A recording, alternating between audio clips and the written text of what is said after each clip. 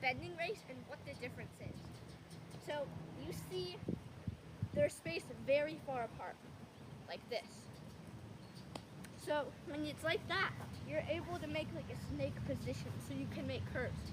But really, when you do it on a horse, they actually have it very close together where the horse can only basically go and have to shuffle sideways and shuffle sideways each time to get through. Because if you're going like this also, you're actually letting a lot of gap go through and you can make more time. So it could be quite easy if it's going close together. The only thing is you have to be mindful of where the horse puts his feet.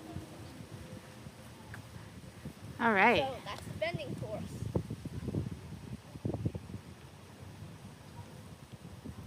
You're going to do it for us? Oh yeah.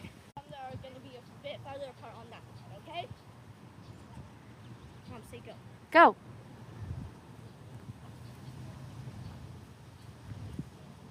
Woo!